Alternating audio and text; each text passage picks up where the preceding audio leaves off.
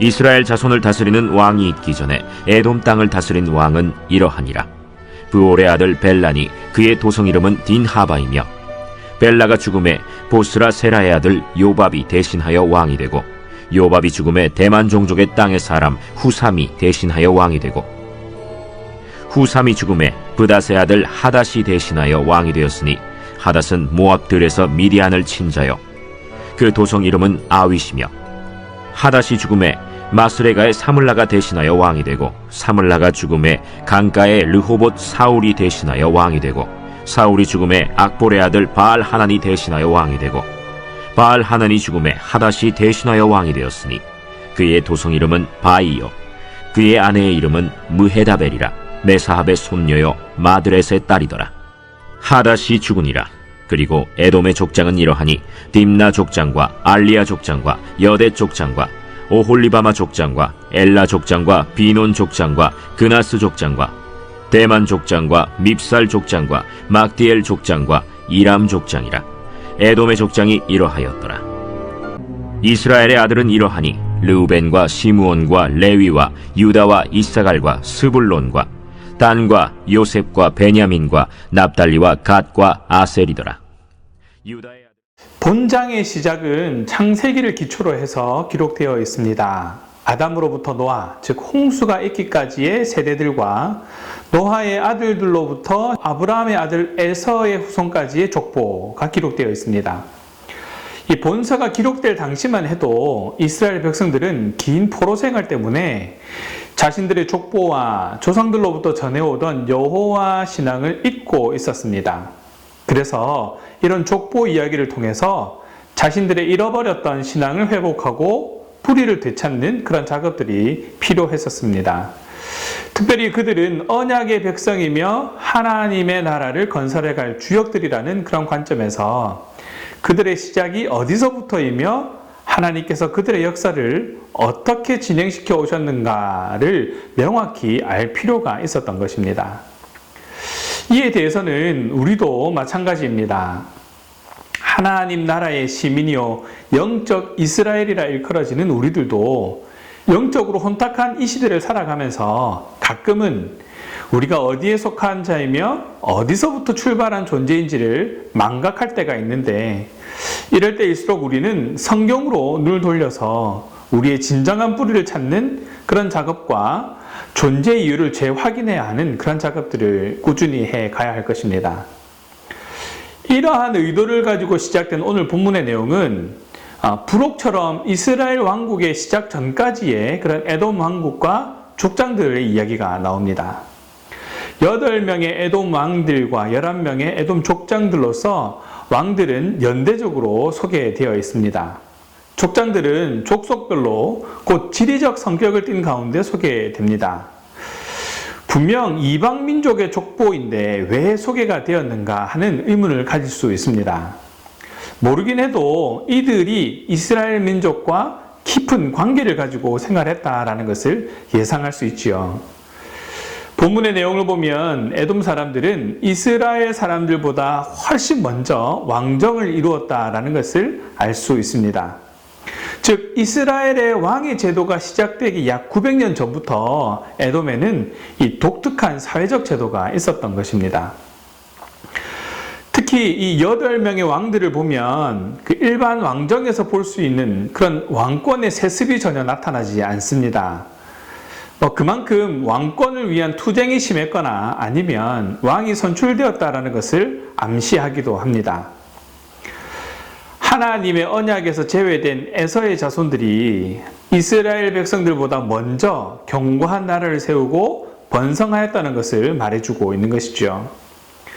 실제로 에서의 자손들이 세일 땅에서 정착하면서 이 기반을 잡을 동안 이스라엘은 가나안 땅과 후손에 대한 약속만 받았지 아직 미미한 존재였습니다. 에서의 자손들이 에돔 땅을 다스리며 번성하고 있을 때 이스라엘은 애굽 땅에서 종살이를 하고 있었습니다. 뿐만 아니라 이스라엘이 왕정 체제를 갖춘 것은 그들이 가나안에 정착한 이후로도 한참 뒤인 사울 시대였다라는 것이죠. 하나님의 약속을 믿고 살았던, 물론 범죄하여 하나님을 잊고 살았던 이스라엘 민족이었지만 그래도 하나님께서 지키시고 복주시겠노라 약속한 민족인데 너무한 것이 아닌가 하는 생각이 들기도 합니다. 그러나 그 번성은 지극히 일시적인 것에 지나지 않습니다. 이어지는 2장에서는 이스라엘의 12아들의 이름과 유다 자손의 족보가 시작됩니다. 특히 유다 지파의 이름은 메시아가 나실 계보에 따라 소개되었습니다. 의도를 가지고 있다는 것을 알 수 있습니다. 구원의 메시아가 분명 오실이라는 확신과 소망 속에서 이스라엘의 족보를 드러내고 있다는 것을 말하고 있습니다. 즉 족보의 예언적 의미를 말하는 것입니다. 2장 1절과 2절에는 이스라엘의 12아들의 이름이 나오는데 8장까지 나오는 이스라엘 민족의 족보를 개괄하는 그런 출발점이 됩니다. 또한 본장에서부터 4장 23절까지는 유다 자손의 족보가 계속 이어지는데 이스라엘 민족의 역사에 있어서 유다 자손이 차지하는 그런 역사적 중요성을 말하고 있는 것이죠. 이것은 후대 역대 왕들이 유다의 자손으로부터 나왔고 메시아가 유다 자손으로 오신다는 사실을 통해서 입증하고 있습니다.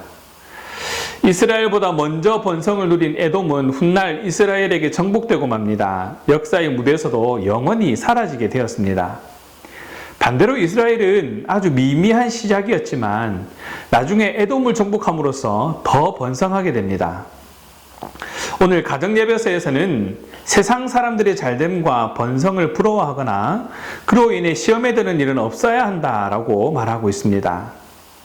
세상 사람들의 잘됨과 번성은 일시적인 것이기 때문에 그럴 필요가 없다라고 얘기하고 있는 것이죠. 그런데 그렇다고 해서 그들을 무시하거나 조롱할 일은 아닙니다. 측은히 여김에 대해서 조심해야 하는 것이죠. 왜냐하면 우리도 사실 그들과 다를 바 없었다라는 사실입니다.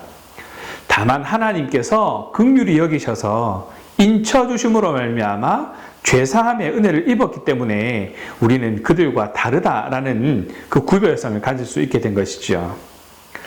잘됨과 번성의 비결은 다른 데 있지 않습니다.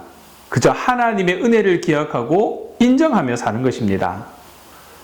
세상이 말하는 잘됨과 그리스도인의 잘됨은 다릅니다. 세상의 번성과 그리스도인의 번성은 분명 차이가 납니다. 우리 그리스도인의 잘됨과 번성에 대한 자세는 이러해야 할 것입니다. 고린도후서 1장 12절에서 14절은 우리가 세상에서 특별히 너희에 대하여 하나님의 거룩함과 진실함으로 행하되 육체의 지혜로 하지 아니하고 하나님의 은혜로 행함은 우리 양심이 증언하는 바니 이것이 우리의 자랑이라. 오직 너희가 읽고 아는 것 외에 우리가 다른 것을 쓰지 아니하노니 너희가 완전히 알기를 내가 바라는 것은 너희가 우리를 부분적으로 알았으나 우리 주 예수의 날에는 너희가 우리의 자랑이 되고 우리가 너희의 자랑이 되는 그것이라.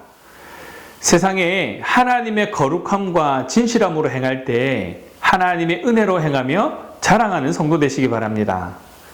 그들이 우리를 완전히 알게 하되 세상이 우리의 자랑이 되고 우리가 세상의 자랑이 되기를 소망하면서 묵묵히 사명을 감당해 나가는 저와 여러분 되시기를 주님의 이름으로 축원합니다. 기도하겠습니다. 사랑의 하나님, 에돔의 잘됨을 보며 부러운 마음도 들었습니다. 그러나 결국에는 하나님께로 우리의 마음이 돌아섭니다. 잘됨과 번성의 기준을 바로잡을 수 있도록 지혜를 더해 주시고 세상을 향해 우리에게 맡기신 사명을 끝까지 감당해 나갈 수 있도록 능력을 더하여 주시옵소서. 하지만 우리의 연약함이 우리의 발목을 잡는 것도 사실입니다. 그래서 주님께 간구합니다. 성령 충만함으로 소명을 잊지 않는 삶이 되게 하시고 매 순간 하나님을 기억하며 자랑하며 살아가는 성도가 될 수 있도록 주장하여 주시옵소서. 감사합니다 주님. 우리 주 예수 그리스도의 이름으로 기도합니다. 아멘.